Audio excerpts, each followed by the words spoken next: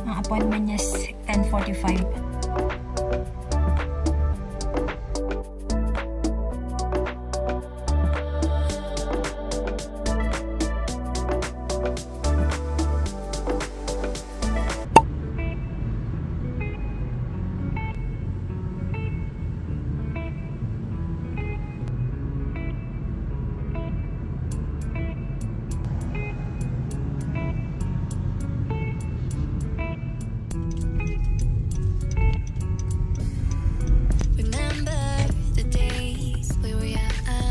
Happy Friday, guys! Andito ako ngayon sa car wash. Umaambon pa nga. Kasi gusto nung hail team na mag-check sa sasakyan is kailangan daw i-car wash. So, ika-car wash ko siya ng very quick. Tapos, diretso na tayo doon. Meron akong 10 minutes bago makarating doon. So, yan. Car wash muna natin. Ito nyo. Puro dents.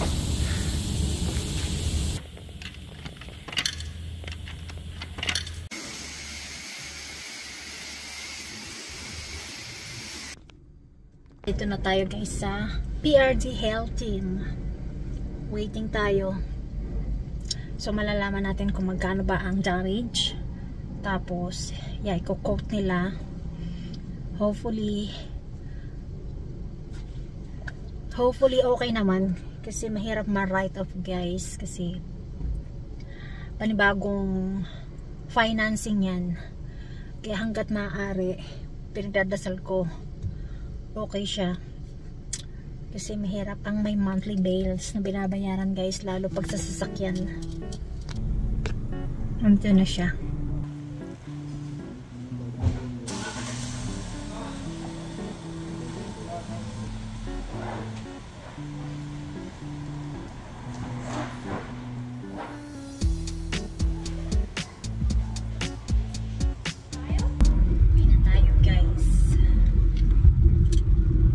So sad. Although hindi pa nasabi nung PRD Hail Team kung ano ba ang magiging desisyon, pero para sa kanila itong sasakyan is ano na, lost na, total loss na. Kasi yung value ng sasakyan hindi na siya, baga yung damage niya mas malaki yung magagastos kaysa value ng sasakyan, which is sad. So sabi niya maghintay ako ng within 10 days. Tapos kung may narinig daw sila from them, ibig sabihin mafi-fix nila yung sasakyan.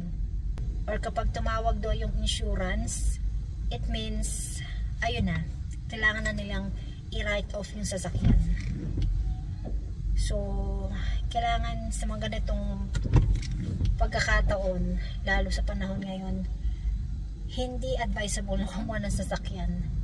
Kasi ang mahal ng interest guys, na pagkuha ng sasakyan dito is like more than 7%.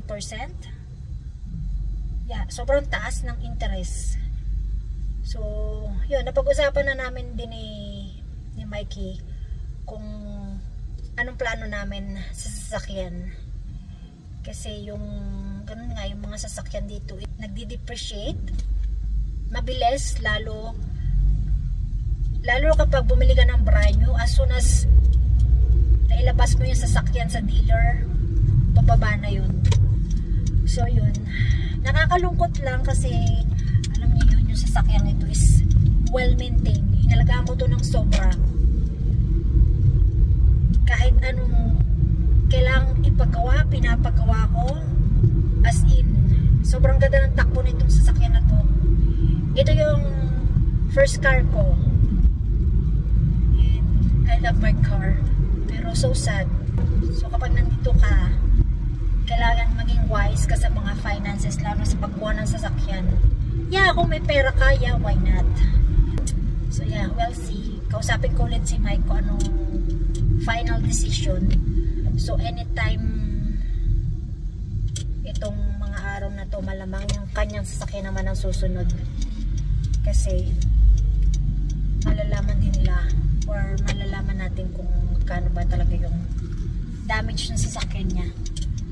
So yung sasakyan naman niya is ano, medyo bago pa.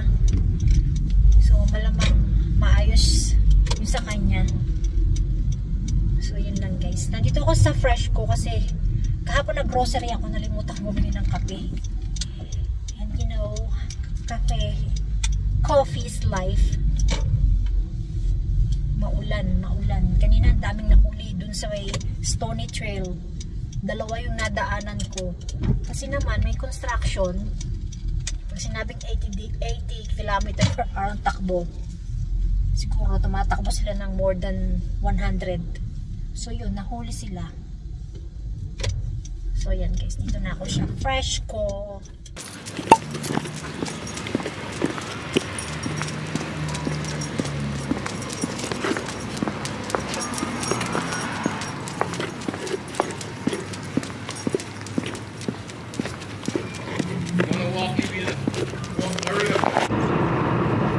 Today is Saturday guys. Kasama ko si Remy. Kung ko ba ako ng gusto nito. Remy, sit down please. Sit down. Uungot-ungot siya. Punta kami sa vet. Kasi 1 year na niya ng... Remy, sit down please. Ang vaccine. Sit down. Para sa anti-rabies. Parang ang bilis ng panahon guys, no? Ganitong panahon, I mean after week, ganitong month, pagkagaling ko lang sa Pilipinas, you know, 1 year na agad yun. Remy, please sit down. So yun, doon kami pupunta ngayon. Sobrang easy. Kitang-kita mo talaga na malabo yung kapaligiran. Sabi nga sa news na yung air quality is very bad. Tapos mamaya pupunta kami sa doktor naman. Kami naman, puro ano kami, visit sa doktor. Kasi it's time na para magpa general check-up. Tagal na namin hindi nagpapa-check-up. Kasi before COVID, Remy, before COVID, every year, nagpapa-general check-up kami. As in everything. Yun mo, after almost 5 years, tagal na din na. Wala pa kaming family doctor. So, magwo-walk-in kami. Magta-try kami ngayon. I mean later. Sana hindi ganun katagal. And hindi naman basta-basta makukuna ng blood works. Syempre kailangan ng fasting. Kasi kumain na kami ng breakfast kanina. So ano lang kami, magre-request lang kami.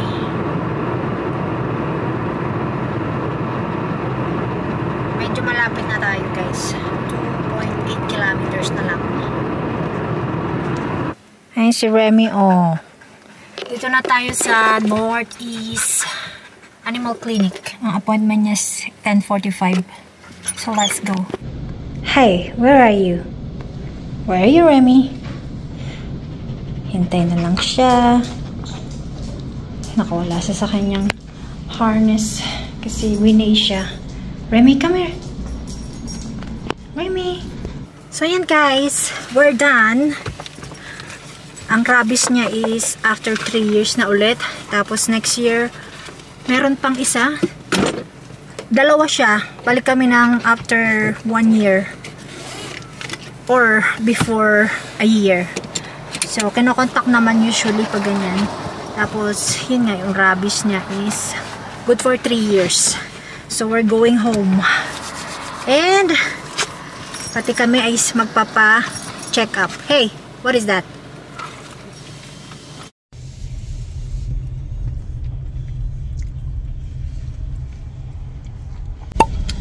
So, nandito na kami sa walk-in. Ang weirdo ng mga daan dito, papunta dito sa walk-in, sa back. Ang daan.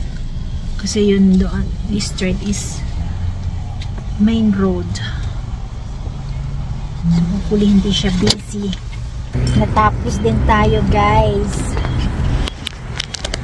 Inabot kami, guys, ng 2 oras at kalahati kasi walk-in lang kami. So, ang request namin is yung for blood works. Kasi sabi ko nga kanina, matagal na kami hindi nagpapacheck up. And wala kaming family doctor.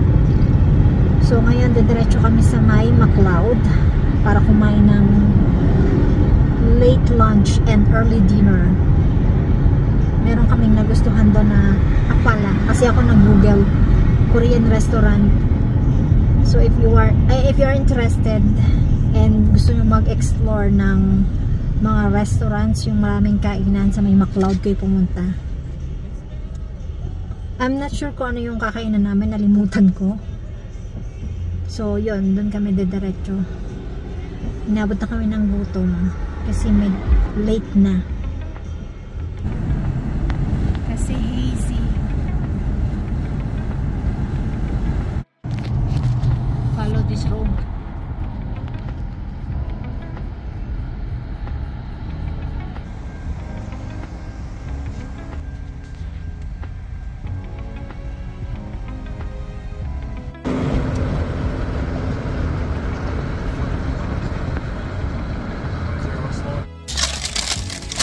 Hindi kami kumain guys yung sa loob kasi maliit lang pala yung space doon.